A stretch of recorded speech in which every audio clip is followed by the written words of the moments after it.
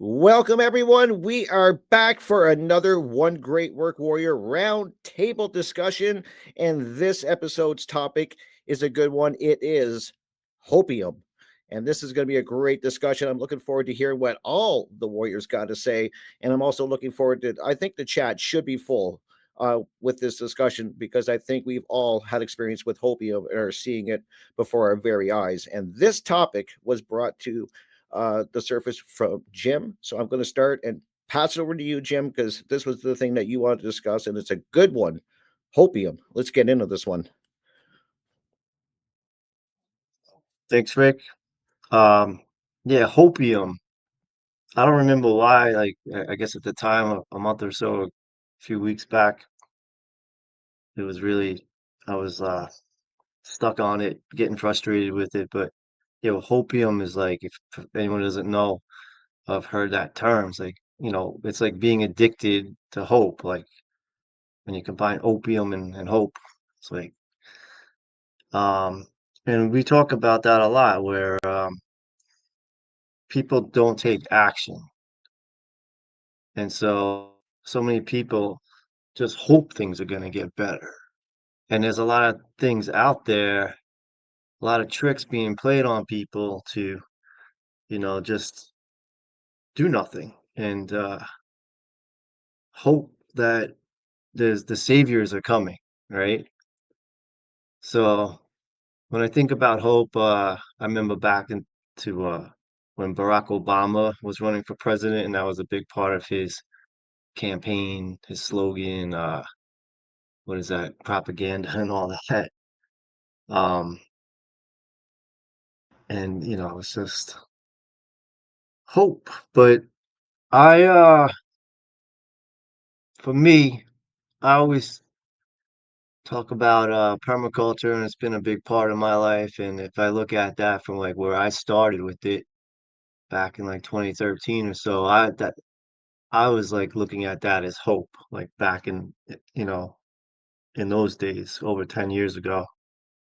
I was still in that um hopium thinking like this can change the world. Like the permaculture gives us hope. So you could Google permaculture. Permaculture gives us hope, and there's a whole bunch of stuff on there. Permaculture is gonna it gives us hope for a brand new way of living and Earth. And a lot of people get stuck on that, and I was for a long time.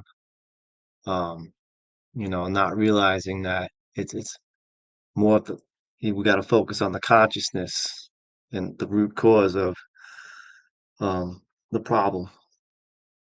So um that's a big one.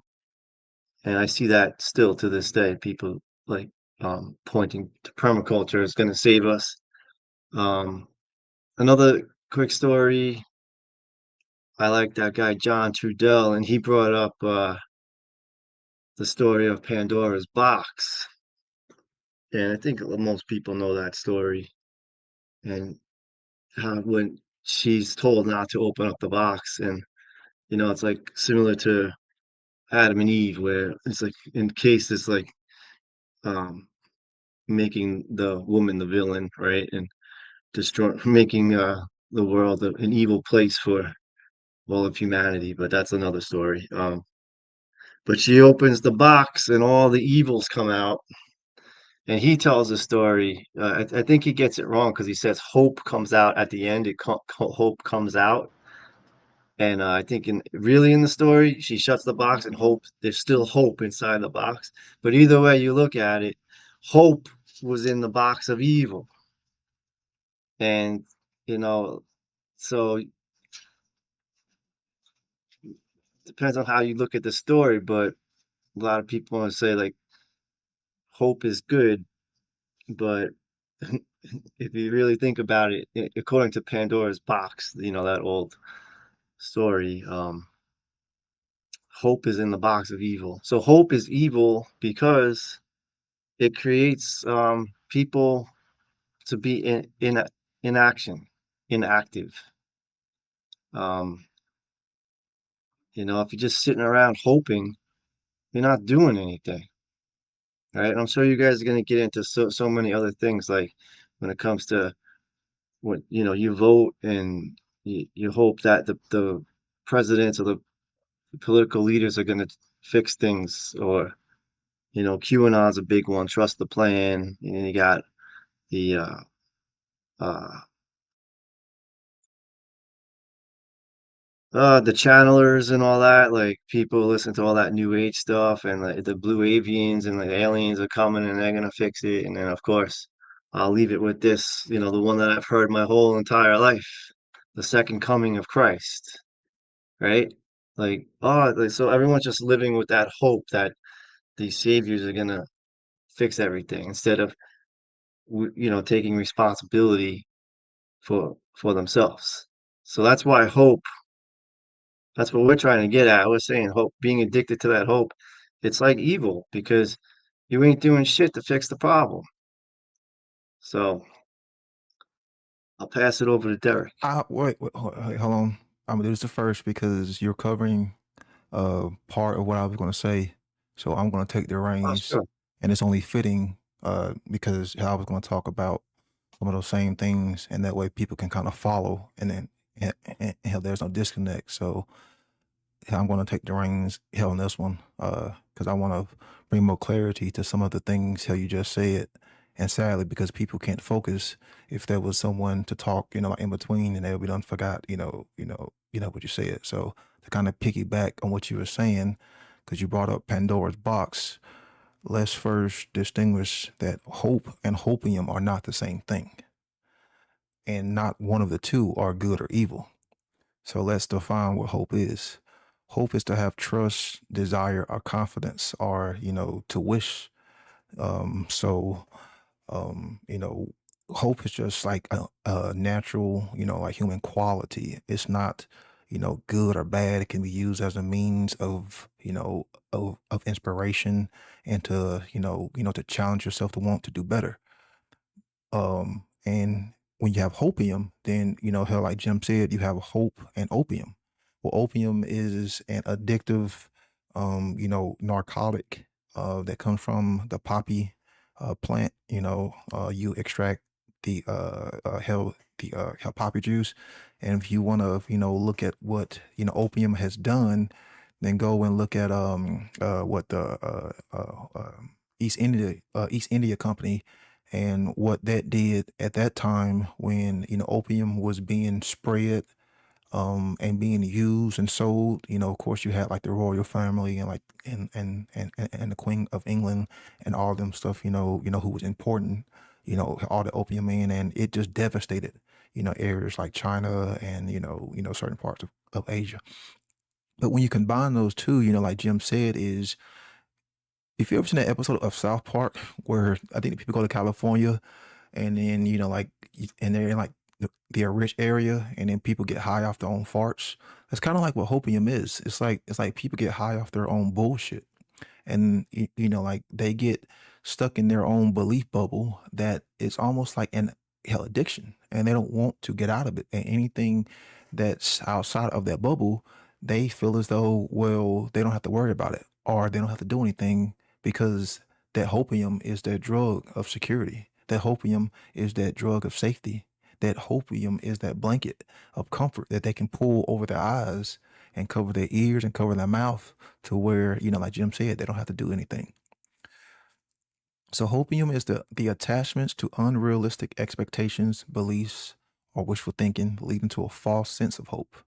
And that's why I say hopium and hope are not the same thing, because hopium is the false sense of hope. And at the root of hopium is really nothing more but fear. So Jim brought up Pandora's box, which there's actually a history and a backstory, which in order to understand Pandora's box, you have to understand the story of Prometheus. Because what Prometheus did in the myth is he stole the fire from the gods. And I'm always talking about, how man is missing that fire, but he supposedly stole the fire from Zeus, and Prometheus knew that Zeus was a very vengeful god. I mean, Zeus was a very vengeful god, and he knew that he was going to want payback. And he told his brother Epimetheus, "Don't accept anything from the gods. Don't accept anything from Zeus.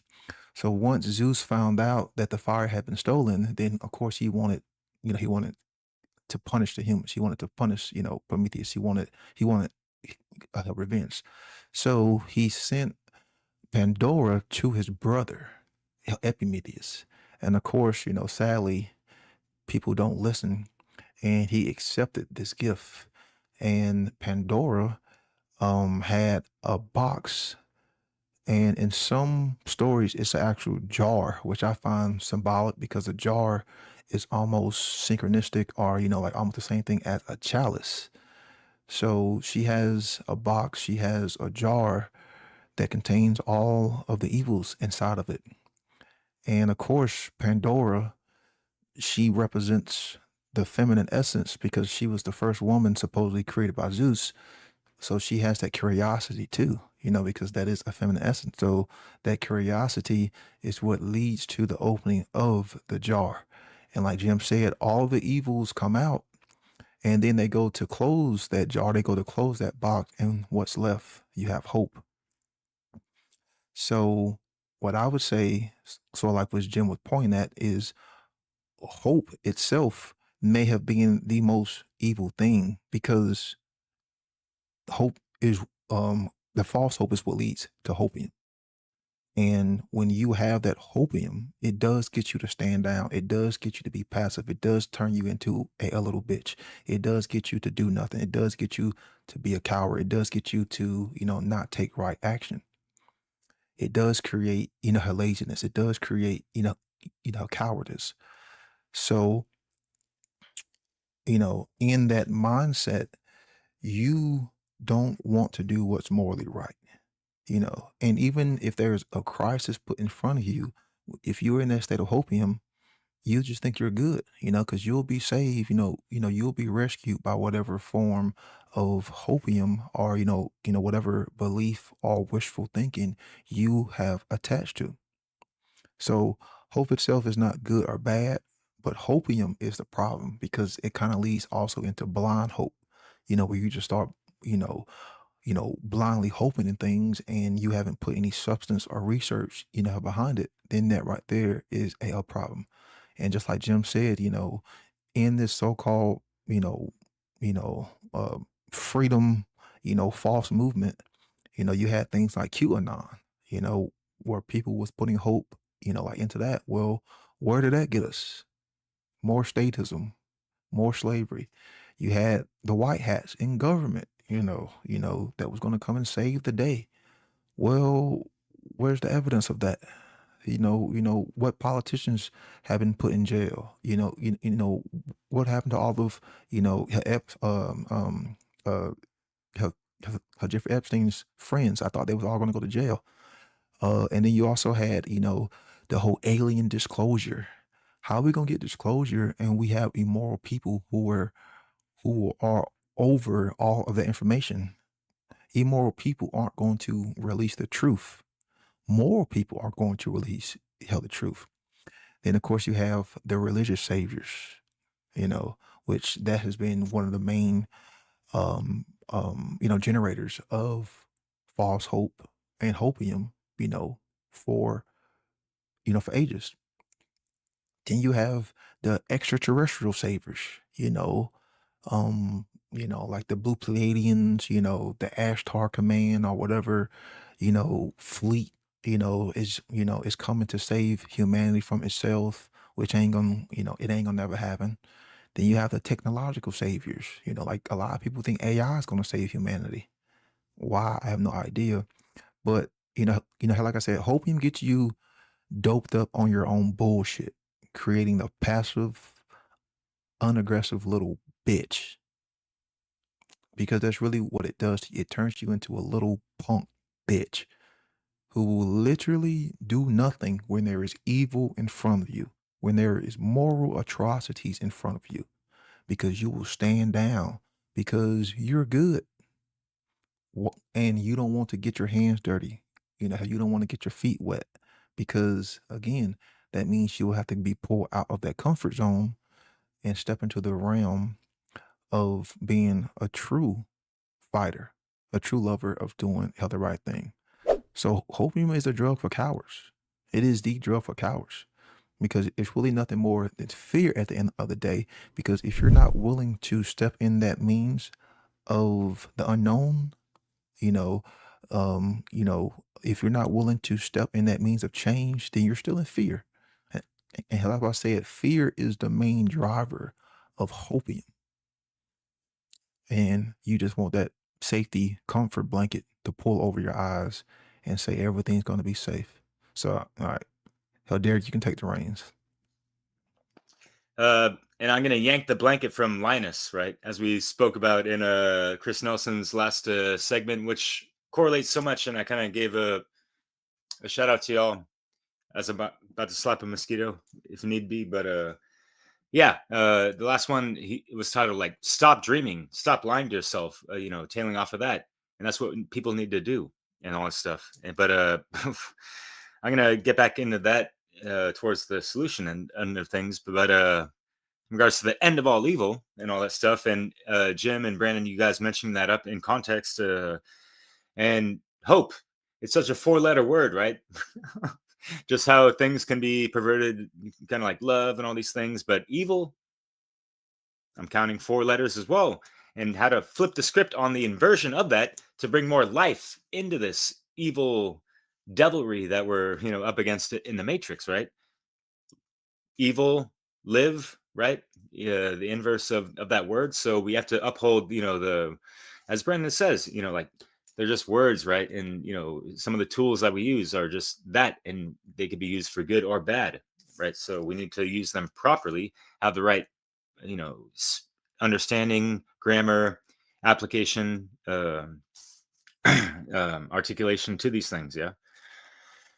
Whew. Inhale that good shit, huh? Not that doped up opium, hopium type of stuff. That can be quite innocuous, contagious, euphoric, with the downsides of passivity and just being kind of stagnant and kind of just sidelining or thinking, like as y'all brought up, with the savior programmings, and the saviors come in many flavors, right? And y'all mentioned the things, the Dalians, the damn aliens, and the Galactic Federation of False Fucking Light, and whatever the fuck, and yeah, the QAnon, what it really doing on, and whatever kind of political spectrum of any nation. I know things get spoken about a little bit, Americentrically, obviously, because it's quite the geopolitical powerhouse around the whole world, right? But yeah, but there's also just the infotainment aspects, and people thinking that they got that instant gratification, they know things, and all of a sudden, because they know stuff and like, oh, they're pointing the finger at the bad guy, that's going to like automatically solve things when they haven't solved the issues within themselves. They haven't dealt with the biggest enemy that they're going to face in their lives, which is inside, and doing that shadow work and the inner work and all that stuff that's going to be propelling you to be, having that phoenix rising to be the master builder of your life. Damn, these blood sucking guys are sorry. Like we're in the heat of the summertime, so it's kind of like that. Sorry. But yeah, the new age grifters. How many influencers are there right now where, hey guys, just do this, and oh yeah, by the way, this video is sponsored by who gives a motherfuck, all this shit, right? And yeah, all the religion since, over 2,000 years ago. We're still waiting for Jesus to come back, right? But, in the meantime, no one tried to resurrect the Christ consciousness within themselves to, manifest that in the world, in their immediate surroundings, that kind of stuff. I'm sure people have in certain areas, but it's just, obviously all the Armageddon software and the scripture programming runs millennials deep. Yet what runs even deeper is all these Palladians and other, new age notions of, all these factions are, helping us and just channel more of these, ascended master archangel motherfuckers when they've had, more than 2,000 years to come and save our asses, and they're helping out the Loosh factory. So way to go, don't invest your fucking time and energy and loosh into that. Cut the parasite off. All right. Cut off your prescription of any kind of hopium that you might be involved in and all these things, right? So these hopium suppliers, right? They could be in the form of sirens, jesters, or friars, like way back in the days, yeah. The village idiots, even like. And obviously in the mainstream media, we got the talking heads, some of the pundits, and especially the people's champions, right? All the celebrities and all this stuff. We did a great show with Cynthia Mitchell as far as celebrity worship. But this is a little bit of a different side of how we always talk about. I wouldn't say always, but a lot of times in the conspiratorial realm of things, we talk about how, and it's totally true, that they pump a fuck ton of fear 24/7 in so many different ways. Yet on the flip, they're pumping a lot of hopium as well to kind of counterbalance that. And you could kind of take it to how things are so Hegelian, right? With the problem, reaction, solution. They're going to fear monger you into all this stuff of that what's going bad, whether it be real, a false flag, or whatever, psyop ish, whatever. And then have hey, we made the people react the way they did, yeah. But we got the solution, so everyone's like, they're already like they got hit one way and they get slapped another way, like hit in a negative fear sense, and then like trying to slap you up with like some fake ass blissed out stuff, which is a lot of new age bullshit does as well, right? Oh, you feeling blissed out because you channeled some 4 or 5D type of stuff. They might have done that, but you're still kind of might get compromised and getting loosed out on the side. You might want to think about that. Anyway, so I'm trying to rifle through some of these things because I know we're going to be tailing off on a lot of stuff, because obviously Jim and Brandon, you guys mentioned that. So, yeah, just people have to be mindful. I've had to be mindful myself. I speak about these things with conviction because I was a victim of them, being passive as fuck, thinking like, I wasn't all sold on the 5D thing because I know there's more higher dimensions than that, and it doesn't even matter because what matters is right here in the 3D, because this is a very high spiritual dimension where we can master so much and evolve our souls and help this planet heal and evolve as well. And that's affirmation. That's not fucking pumping any kind of hopefulness and stuff, because I feel into these things and quite deeply and stuff, and there's more to it. That it's not just like the feels, but anyways, so yeah, I like I'm having issues, and I want you guys to find ways for me to correct my speech, because it's like like we always have these greetings and or goodbyes, whatever, like I hope you have a good weekend, I hope you're doing well, hey, I haven't seen you in a while, like I hope everything's all right, this and that, like that's all in good faith. And as Brandon broke it down, it's like you can replace I hope you're doing well with I trust you're doing well, in a sense, so if we can kind of tinker around a little bit with our grammar, it could have more of that affirmative, positive effect, in a sense, and it doesn't sound so wishy-washy, and hopey dopey, if you will. But I've never like took it wrong when people say like, "Hey, Derek, I hope you're doing all right," and this and that. It's like, yeah, man, thanks. I appreciate you even thinking about me like that, So yeah, I hope you're doing all right too. But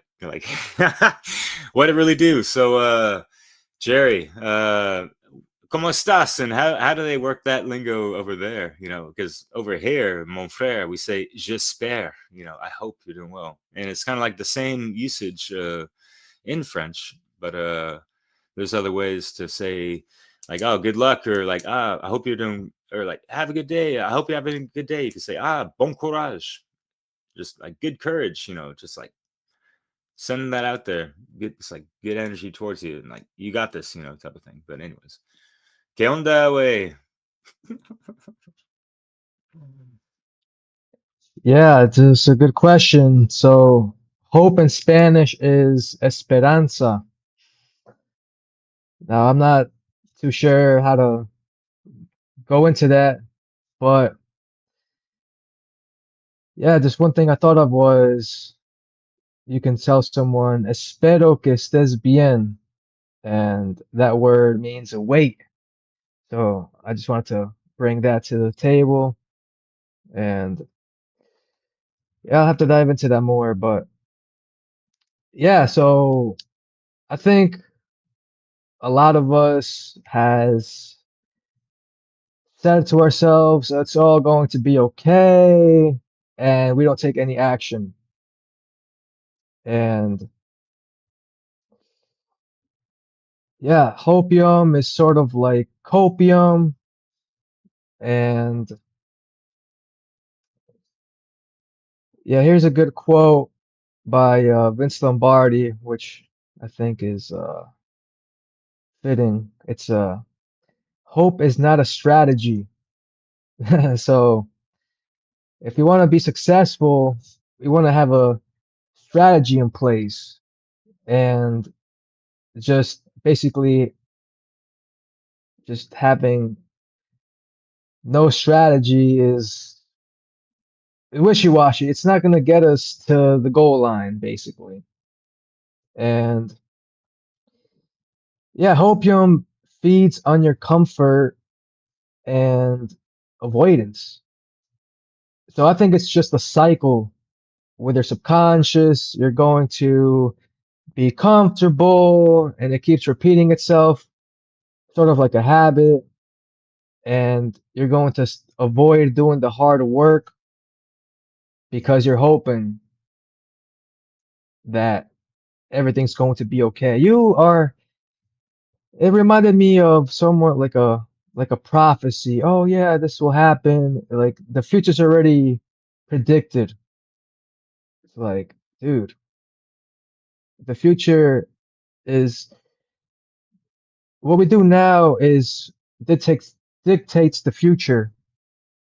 So I don't know, just be alarmed about that.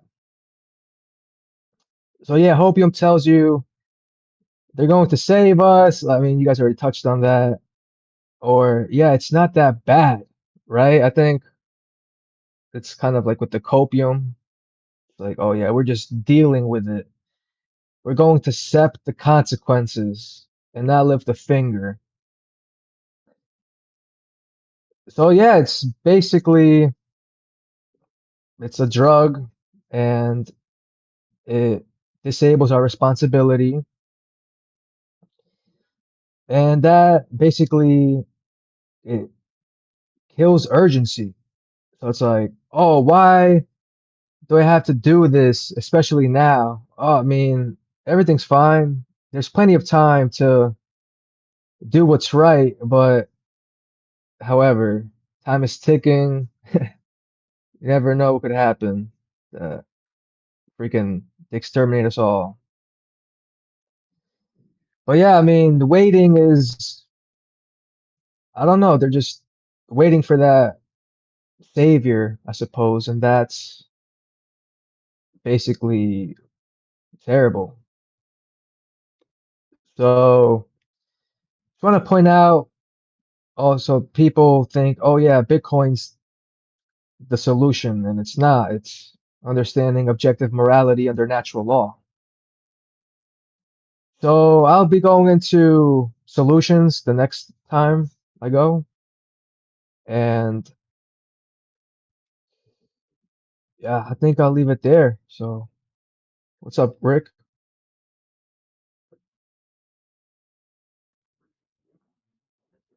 I'm actually just enjoying listening to you guys as usual because I learned so much by these discussions, and I find myself looking forward to them. And this was no different. I like this topic. I thought about it, and I think we've all thought about Hopia a lot. And you guys, a lot of the stuff I was going to talk about, you guys kind of already touched on, but I guess I can kind of build upon it in my unique way. But I think we see a lot of hopium, at least I do, when I speak to a lot of people, and the more you talk to people, you start to see the different things that they that they hope that they're really high on this hopium. And for me, a lot of them are already brought up, but religion is a big one. I've talked to a lot of religious people, and they are determined that to make me believe that eventually, the Jesus, whoever it is going to come down and fix the problem, and we just have to kind of wait, and it's gonna take care. This is what's going to happen, and so I get into some pretty good discussions about that. And then I also, on the flip side, I'll talk to somebody who's maybe, and I've interviewed a lot of people that are really big in the UFOs and the alien thing, and this was kind of already touched on, but then they have the hopium that eventually they're going to make themselves known. Some say they already have, and they're going to come down. They're going to fix all the things that we've messed up over time. They're going to fix it, and basically that's what they're waiting for. And so hope, and then a lot of the stuff that we talk about government. I talked to a lot of people that came and imagine a world without a government, and they hope that eventually, if they just keep voting and they keep getting the right people in, it's going to work. It's going to all fix itself, and we're going to get the right people in there, and they're going to take care of all the things that have been messed up previously. And and Jim said it at the because he opened this up, and he said that it leads to inaction, and that is what I think a lot of this stuff. That's the danger of this hopium stuff, is that it puts you in a stand down, inactive state, because you're just waiting for somebody else to fix the problem. And yes, I got some notes here, but I'm just going to spitball because I don't usually focus on notes. So yeah, anyways, I'm going to build off of, but that's what it leads us into this stand down mode where inaction is happening. And to me, that's so dangerous because, and we're seeing the consequences of people not taking action. And I keep telling people that this is humanity's mess. We made this mess. We're going to have to clean it up. I truly believe that. And how are you going to do that? You have to get the proper information. You have to be care enough. You have to be willing to seek it out and take it in and work with it. And then eventually the action part, take it back, do what we're doing, or find another way to go out and get that information out to people. But I keep telling people, this is not going to just fix itself. There's not just going to be this magic wand that comes over and everything gets fixed. And hope is something that I go back and forth, and I find myself saying this so much. I'm like this drastic pendulum swing at times. Sometimes I think that we're going to pull ourselves out of this, and I'm like, I have hope, and I guess I'm high on hopium. And then other times the pendulum will go the other way, and then I'm like, how I just look at society and humanity and how people are, and I'm just like, I don't think we can fix this. This is my thing that I go with constantly. It's this pendulum swing that I'm dealing with internally and trying to figure out, because I know the answers, and I think we were kind of touching on them. And I'm going to say something that I thought about. I wasn't even sure I was going to bring this up, and I'm going to. When I think of the one great work, I sat and thought, are we high on hopium? The work we're doing. Because what are we doing? Are we high on the hopium because we are thinking that people are willing or even care enough to seek out the information that we speak about, and once again take in that information, do the hard work, and then start speaking about it. And yeah, and care enough to go and do the next step, which we've been talking about, is the action step. Now, what did help me when I was thinking about this, and I put a lot of thought in this when it comes to the one great work, because we're asking a lot of people, and what helped me with that was that I know many people that are doing the work, and that they are they're taking the action. They're out there seeking the information. They're working on themselves. They're educating themselves, and then they're, in their unique way, they're putting that information out there, and that's the action part. So that kind of gave me, I kind of thought, like, as I was thinking about what I just brought up, I was like, okay, that does give me, gave me some comfort to know that there is people out there doing the great work.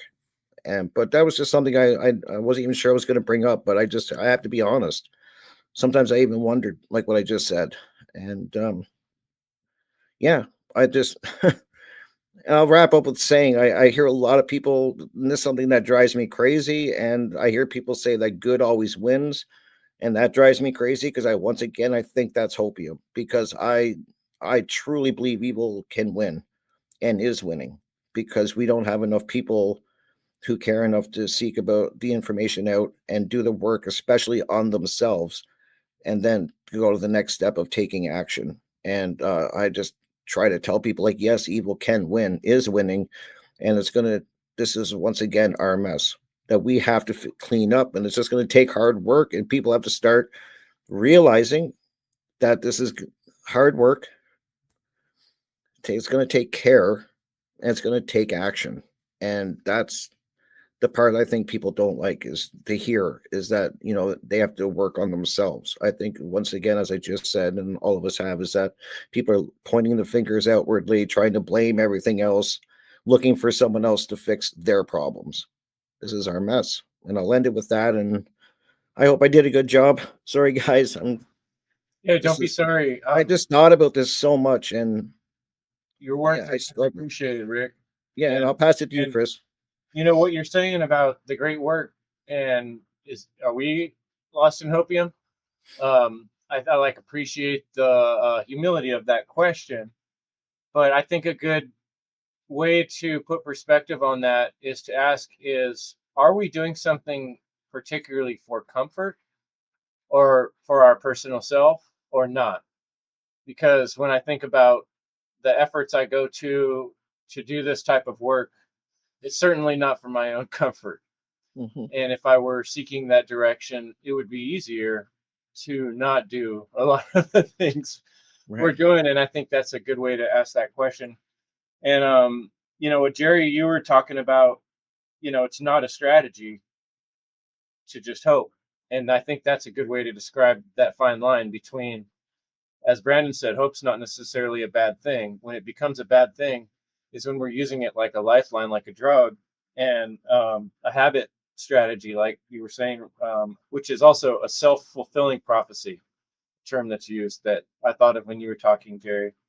And Derek, you also talked about a pendulum, and that made me think of something I wanted to comment about the Masonic tracing board, lower consciousness being the black and white squares, the unwillingness to ascend to the higher level of thinking, to recognize that I'm not the only person in the world. I don't create reality, and ultimately, um, the one other thing I wanted to comment on was Brandon. You were talking about the shape of the jar, and it occurred to me that could also be a womb. And being born into this life is this possibility of all these evils to happen, for us to experience all these evils that could happen potentially. And so coming out of that cup, out of that womb into this life is our opportunity to discern here in this situation. So I was going to just start with a little allegory. I had this dream quite a few years ago and it's really stuck with me.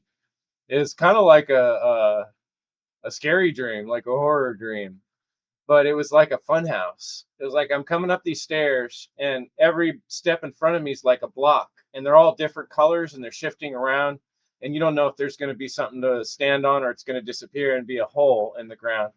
And it's like no two colors are the same. And so it's a scary freaking fun house, not the one you want to bring your kid in. And it's often occurred to me that if we live in this world with illusions in our mind about reality, it's like that fun house. You never know what the hell color the next step going to be, or there's even going to be a block in front of you to step on. It's all changing at every moment, like that crazy dream I had.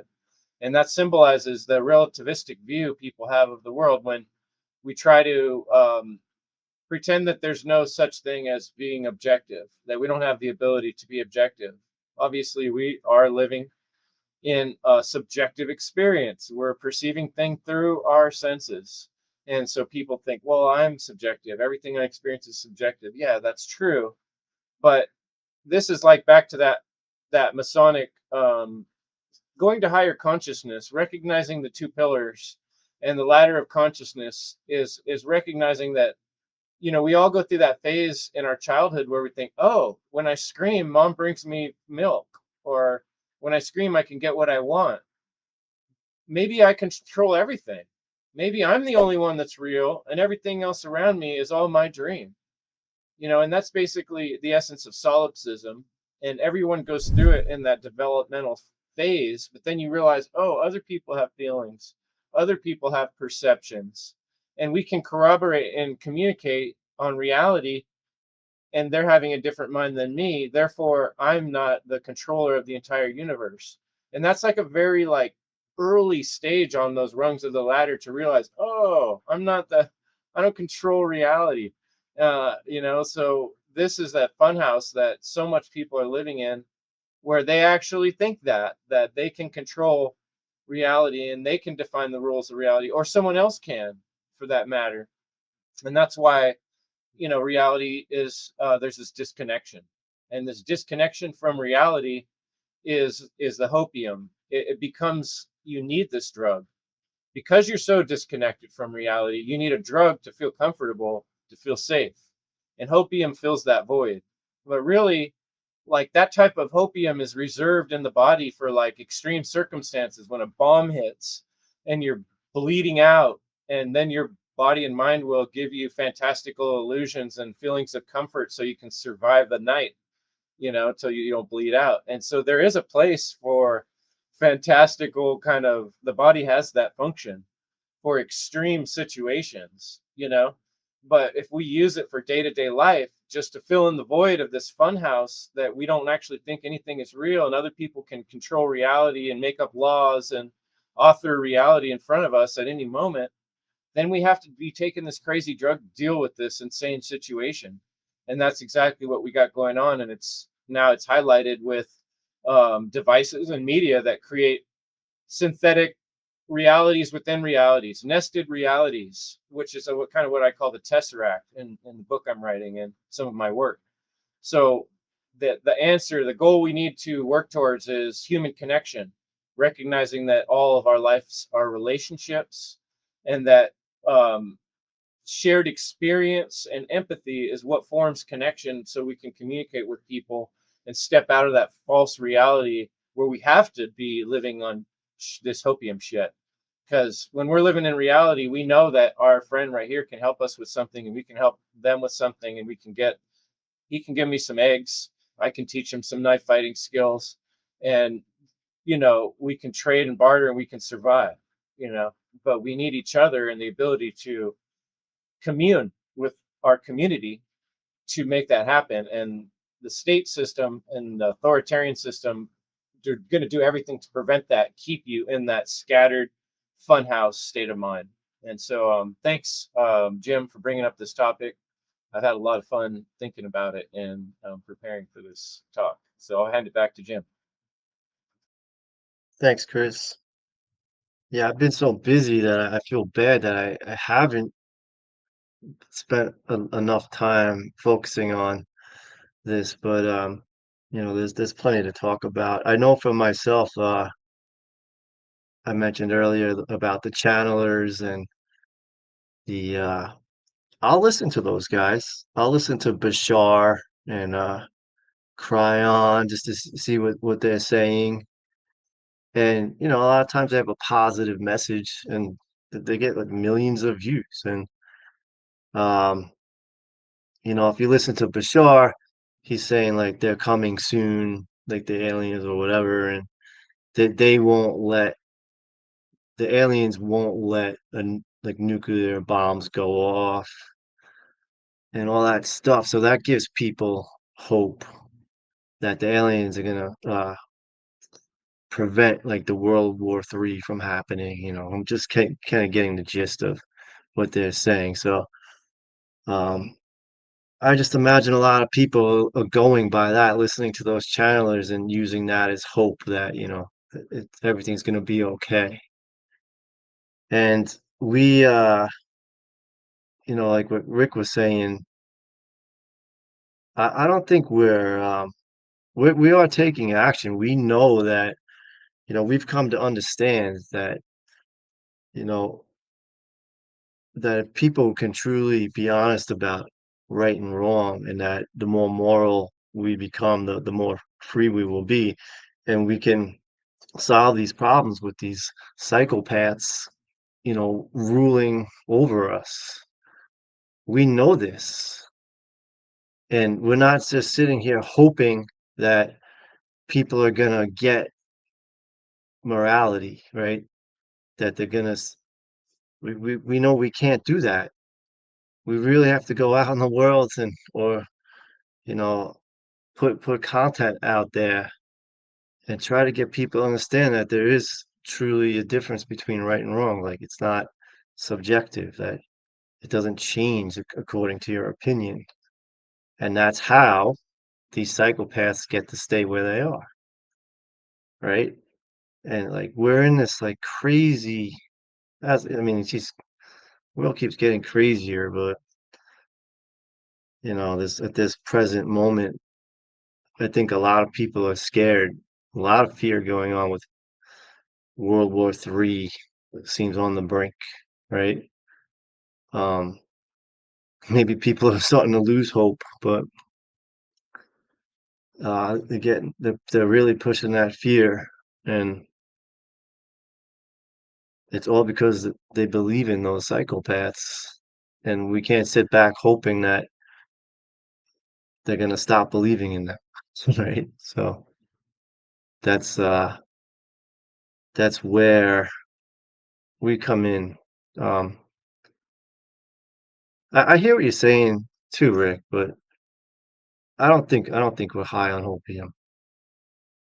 I was thinking most people are hung over on hopium, right? It's like it's really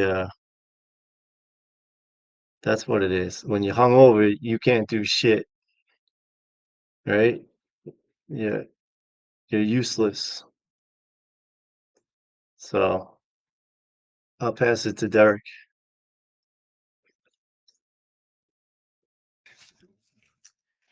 If you must. Yeah, thanks. And yeah, to Rick's point, definitely appreciate you bringing that up. And, I've had to check myself over the years as well before, the network was even established, really. Wife abandoned me and just realizing how far our paths kind of strayed and how lacking of a influence of, what I've learned and integrated, into myself that I thought, brushed off and influenced her, and she's nah, not really. So yeah, that was kind of a reality check for me. I kind of mentioned that in Chris Nelson's last episode, so I won't go over much again. But yeah, it made me realize like, wow, like all these years I was, putting out all this cool, truth infused musical tapestries and whatever.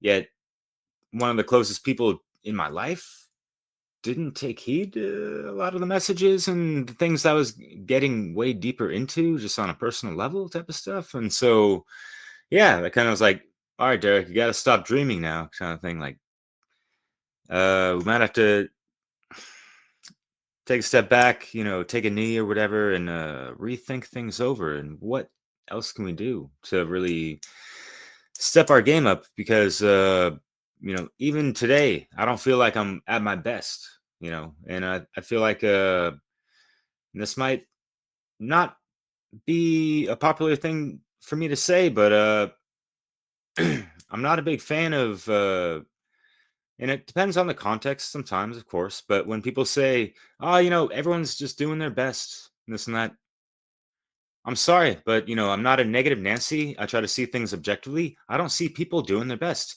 even at said level of consciousness that they're at. Take for example, today, yesterday, for the past 2 fucking months working at this place, I say one thing, goes in one ear, out the other. Is that doing their best? Like there's certain protocols and things to be doing, and you keep fucking things up. You're doing the best you can. Thank you so much. It really helps out the whole fucking team. You know what I mean? What the fuck? So not to project all that stuff, but does that make sense? Like, I don't get it. Like, we're all conscious beings. You have 2 ears, one mouth. Use them accordingly. Like shit. Take in twice as much as you're, speaking forth, right? Because there's so much to learn and integrate and experience in this life before you fucking go out and lip service some whatever the fuck. And I'm talking about a lot of these YouTuber influencer motherfuckers making money off the shit who haven't been initiated into the occult or any of that shit. You got that natural law, by the way, motherfuckers? I don't think so. But anyways, keep getting high off your own supply. Stop, peddling out to other people, and maybe check yourself before you wreck yourself with that shit. But yeah, not to be all grandstandish shit, sorry. Have you guys been doped up off that hopium, in relationships, by the way? Because I have, and yeah, there's that hangover too, right? Reality checks and yeah, who's cashing in, but actually who's healing from those traumas and really trying to come better to be their best version of themselves as much as possible, and just like keeping that as your mindful daily operation type of thing. It's like it's so simple, yet it can be so hard because there's so many distractions and overlays and things that are pulling us any which way, right? So I get it, and it's been testing my patience so much, you guys. But here we are, and I'm just trying to do better and come correct and have respect, looking back again, my friend, and just whatever. So this whole hopium thing and like the wishy-washy type of semi-affirmations and stuff, like, yeah, there's like this, like we're casting spells, right, when we're speaking and all this stuff, and like the mental and the body language too, and just yeah, how do we kind of flip the script on just being more, hey, like we're doing this, we're not just hoping it into existence, we're actually manifesting it. I think there's uh an energetic difference when you're kind of operating from that like extra intentional you know aspect in action as well. So yeah, that's like a common thing, like things need to be brought forth in action. We learned all these things, some have gone through the trivium, like the grammar, and then the understanding of it. How much have you understood?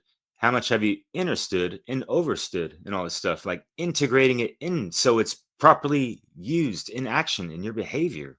That's the proper wisdom, right? So yeah, we need to act upon these affirmations, not just lip service to them. And I had a video titled like spiritual fashion statements, kind of going over that stuff. I'm not going to bring it up right now because I'm about to pass the mic. But yeah, it really boils down to not living on the plane of effects, right? Being the cause point, and understanding the causal factors of things, like the hermetic principles, causality, cause and effect.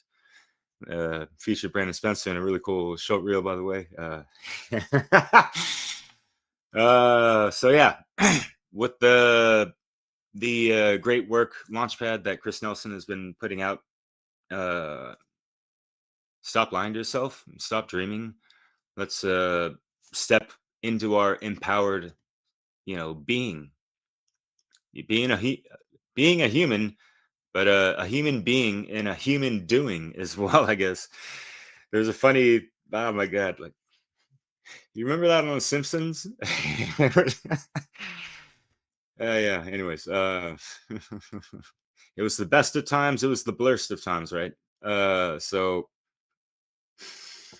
much love, y'all. There's a lot of shit going down in the world, right? We need to buckle up and hold down tight to what is in accordance to natural law, these eternal axioms of truth, moral principles, right? Because we might be tested more than ever before in this lifetime with whatever the fuck. And this is not fear mongering, but like it's not just whatever the fuck happened over the past couple of days with Iran and whatever the fuck, but there's also AI and all these other things. So no doom and gloom, and no like fantasizing that everything's just gonna be okay because some kind of savior-esque type of thing is gonna manifest just like that, right? as we've been saying in our episodes and on the network, a lot of people is like, it takes numbers to do this. So yeah, we just gotta keep steady at it. And yeah, Rick, to your point, I think some people might think that they're doing or having more of an impact than what is actually happening, you know. And I've had to check myself as well. And it's not just about views, like the numbers, but how is the quality of the views? How's the feedback like, and all these things. And I'm looking at my video count and the view count. Just things just don't add up right. But so I'm not like trying to lie to myself like, wow, yeah, you put out all this work, yet who's actually watching it? Who's actually valuing it and benefiting from it, and actually learning about all the other people that I'm featuring and trying to key people into, right? Because it's not about me. It's about it's not about us, right? It's about what we have been aligned to in our portraying, right? So it works for us, it can work for y'all, and this is what this whole freedom under natural law movement is about as well. So check out that funnel conference. And Brennan, thank you. Hell, there was an old joke. Hope. Hey, what's a number, man? To get on, what Rick said is, when you're dealing with hopium, you're lying to yourself. That's not what we are doing, because in order to, do this kind of work, have the great work, is of course, it starts off internal. You doing that hell internal work to fix yourself. And of course, the first step to help initiation is to stop lying to yourself.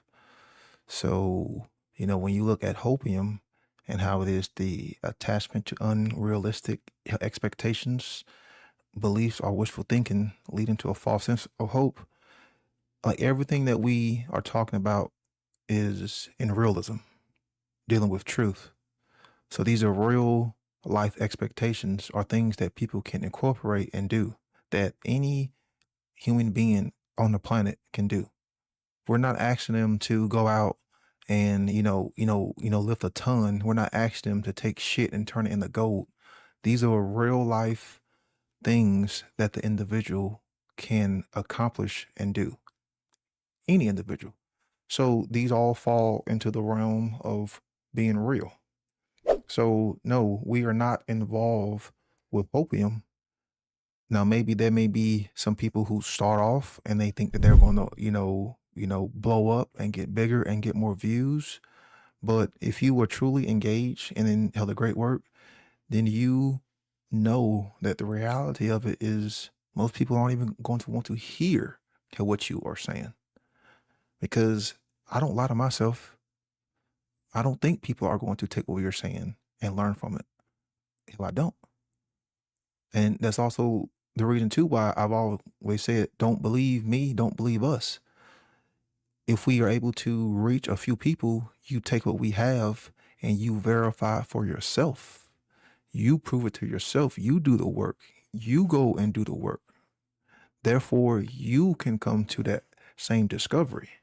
So that's a process that I totally understand that most people aren't going to want to endeavor. But at the end of the day, that's still the solution. So if you were giving someone the true solution to a problem, that doesn't involve hopium. Because remember, hopium is the attachment to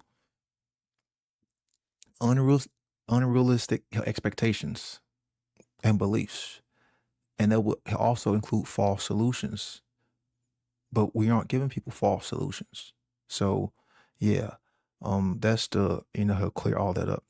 And then you can also say that hopium too is also attaching yourself to false expectations to numb yourself from reality and to the truth.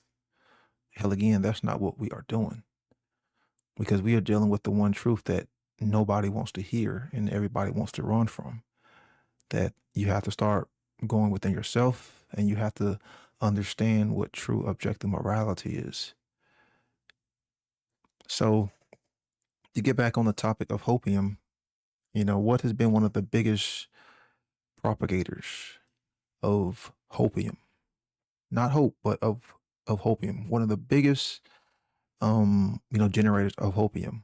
Of course, it would be religion. Religion has been possibly the number one propagator of hopium. And it's been getting people to stand down for ages. It's been getting people to blindly believe for ages. It's been getting people to be cowards for ages. It's been getting people to not take action for ages, for eons. And there's a specific entity within religion, the church, that has been the body of this propagation. So let's look at what the church is, because when you look at the church and what it's done, it literally dumbs people down. It literally dumbs people down. It retards their thinking. It retards their ability to be human, as if, it makes them lesser, because the church is getting you to fall in line. It's getting you to blindly believe and to pretty much, obey and do what they say. But that's not what being a human, it is all about. It's about being able to ask questions and explore and learn. That doesn't involve, the church. So when you look at what the etymology of the word church is, you get a specific word, Circe, Circe. But this word Circe, when you look at and you explore it, this was actually a minor Greek goddess who was an enchantress. And what she was known for, she would transform her enemies. She would transform men into animals. And this is very symbolic of what the church has been doing, is transforming your consciousness into something lower, into an animalistic consciousness, eroding your ability to truly accurately think, and installing false dogmatic doctrines within you to have you acting and behaving lesser than you actually are. Because, animals don't have the ability to understand the why. They're just a stimulus response. So, when you are involved, hell, with the church, there is no asking of questions why. Hell, again, it's just stimulus response. Hell, they want you to just obey. And even when you look at the word Circe, that's actually, that still involves green language. Sir, C, SIR, man, CEC. So you're talking about the vision of man. So if you're able to control the vision of man, then you can steer it toward something being lesser, lacking clarity, lacking vision, steering it down toward darkness. So the symbolism of turning men into animals is a psychological, mental, emotional, and spiritual form of decay, because that's really what we see. We've seen all the wars. We've seen the rape. We've seen the pedophilia. We've seen all the fighting, all the bickering, all the going back and forth between the church and all of these religions. So we have to ask ourselves, it's like, what is the true purpose of this? And you see the church and religion has done this to members, all over, and it poisons the three expressions of consciousness. It poisons your thoughts, it poisons your emotions, and it poisons your behaviors. And it does this with ignorance, by poisoning your thoughts and poisoning your mind, by keeping you dumb, blinded in belief. It poisons your ability to feel with apathy, and then ultimately turning you into a coward, poisoning your behaviors and the actions in the hands.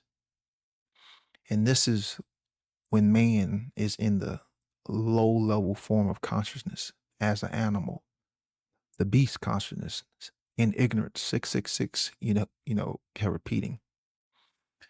And y'all have also brought up, new age, BS. This is also another thing that is, help propagating hopium, because there's so many false teachers and false gurus and false saviors and false solutions in that. Because the new age, stuff is just there to play on your emotions, getting people to stand down more and more and not take up truly right moral action, and getting them all into their feelings, so feelings are more important than knowledge and doing what's morally right. And at the end of the day, like the new age BS is, it's just creating cowards to be slaughtered, and that's why it's just another religion, just like how religion and the church has created more cowards to be slaughtered, because that's what happens to cows, and cows is the main root word in cowards. People just waiting around to be slaughtered. You know, it's literally like an animal farm, you know, and just like the animals on the farm, they're just waiting to be slaughtered. And sadly, that's mankind, because I don't lie to myself. Like, I don't think that most people are going to understand this stuff. I really don't. Hell, I mean, we'll be lucky if we can reach one person. It's like that's how calcified people's egos are. That's how dumbed down and ignorant people are.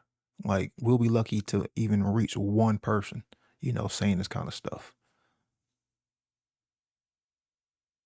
Hell, I'm done.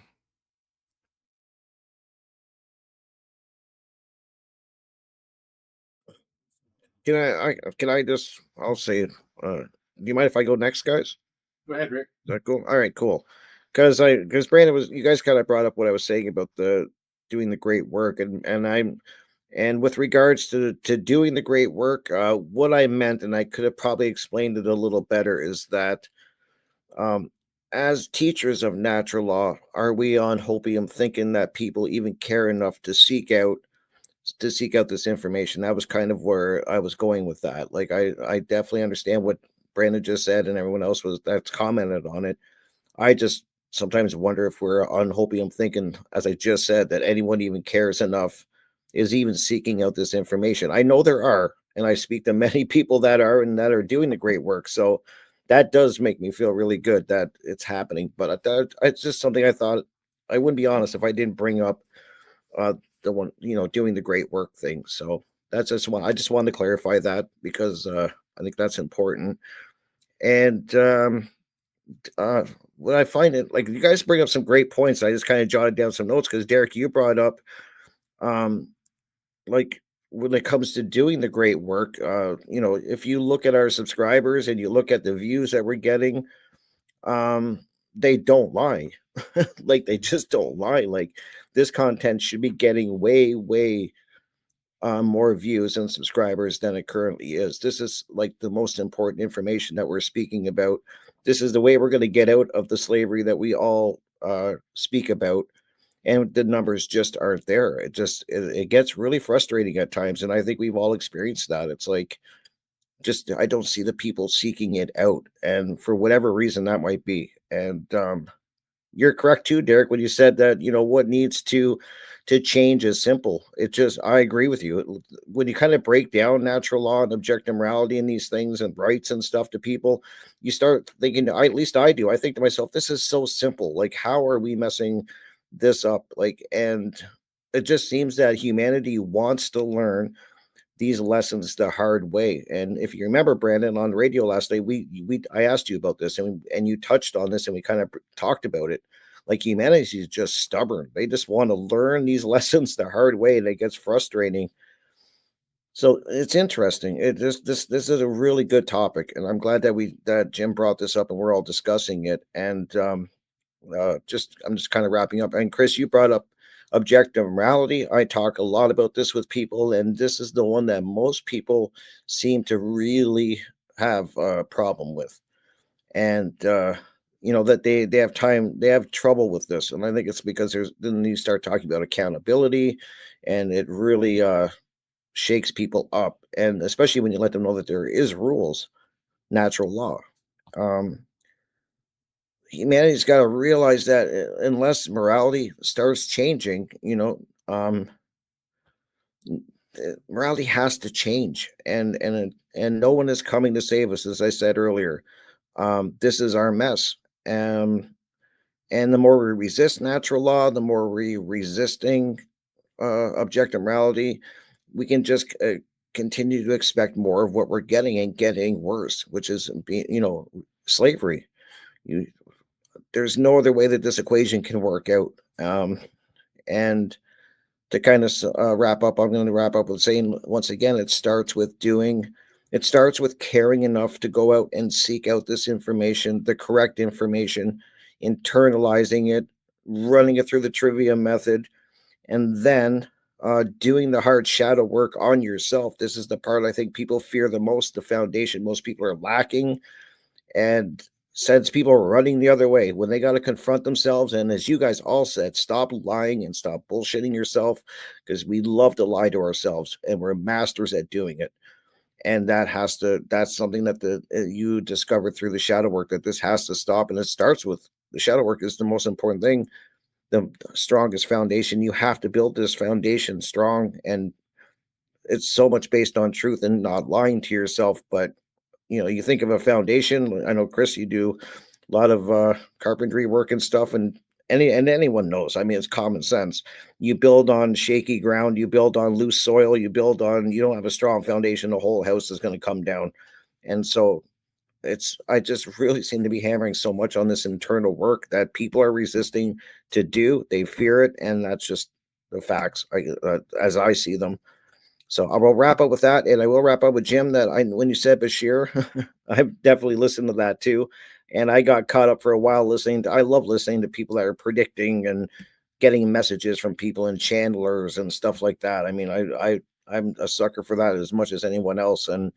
But once again, it's that hopium. It's this, eventually they're not going to let anything happen to humanity. They're going to come and fix it eventually. They're not going to do it right now, but they're going to come around. Don't worry. They're coming. Just a little more suffering, a little more what's going on, and then we'll get there. So I just want to bring that up because I have listened to him before too, Jim. So hopefully I cleared myself up, and thank you guys for being here and this discussion. I really enjoyed it. I thought about it so much this month. I got a lot going on, and it was a great topic. And thank you all the people in the chat and people that are watching this after for being here. It's important. This is important information, and it's important work. I'll end with that.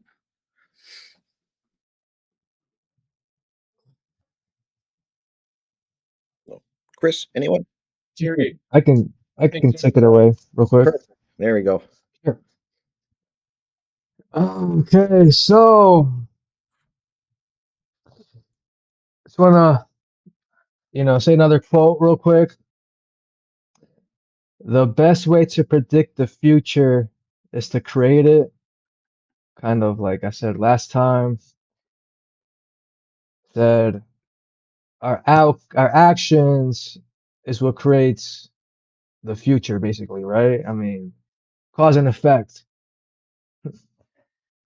So I just want to talk on, you know, real hope, what that actually is, not that bullshit. So that's real hope looks like self-reliance.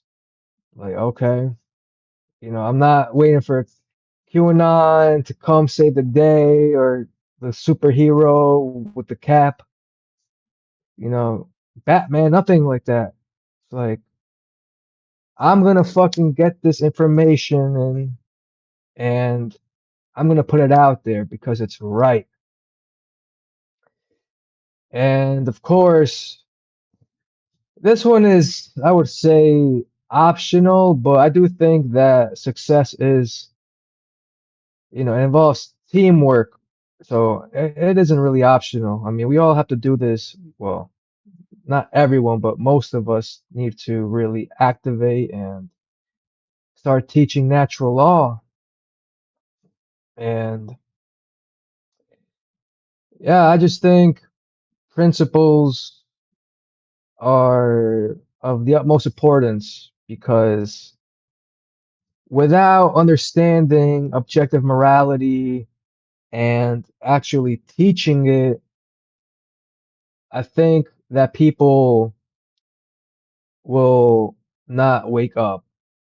So that's why it's important to put the work out. That way people in the future can come across it and, maybe activate. So, yeah, I mean, action is uncomfortable. It kind of forces you out of your comfort zone. And it's one of those things where it's a gut check, basically.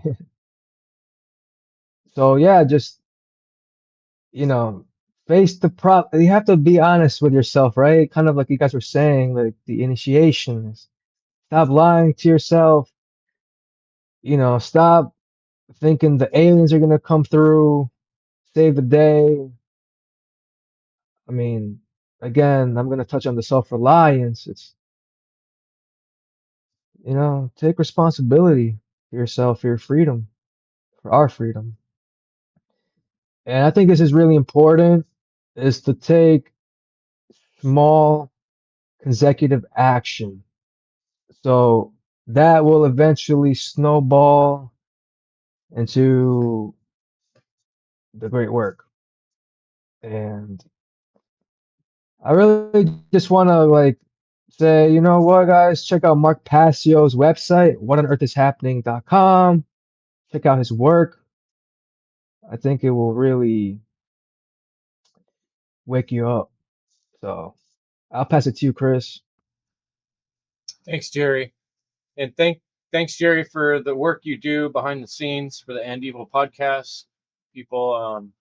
Jerry every week helps get things loaded onto various platforms for the And Evil podcast. He does that from his heart because he cares about getting this message out to people.